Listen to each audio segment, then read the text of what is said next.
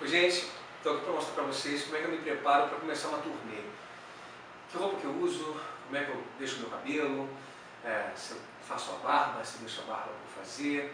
Então eu vim aqui para dividir com vocês esses detalhes.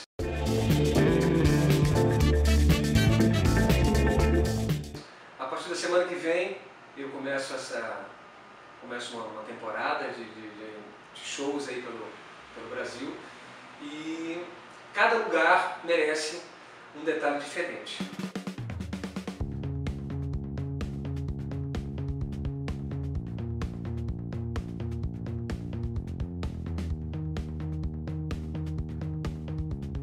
Bom, gente, estou aqui de volta, um pouco diferente, com um visual, eu diria, um pouco mais elegante.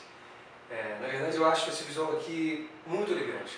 Ele é um terno preto, mas ao mesmo tempo moderno. Acho que combina com o lugar onde eu vou, com o evento que eu vou apresentar. É uma homenagem a Arthur Jobim, então o menos é mais, vamos dizer assim, né? As músicas dele sempre foram assim. Então acho que o evento ele pede essa elegância, mas sem exagero, né? Então não precisa de um smoking, não precisa de uma gravata borboleta, não precisa nada disso. Eu diria que assim é o máximo, dependendo do teatro onde eu vou estar. Eu vou começar com gravata, né? Quer dizer, tá no preto, ele tem, se você for reparar, um bolso assim, diferente, moderno, um zíper, né? Aqui também. E aí, o que vai diferenciar? Eu só vou tirar a gravata, só isso.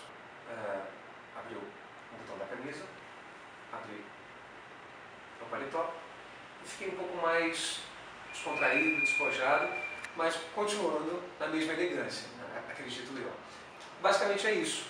Um terno preto, uma camisa branca, um cinto elegante, um sapato elegante, um relógio, eu escolhi um relógio especialmente para essa ocasião, um relógio elegante também, você vê que não é um relógio chamativo, um relógio muito grande, né? E é isso, acho que eu estou pronto para encarar aí os convidados com elegância. Então até uma próxima, foi um prazer. Beijo, tchau.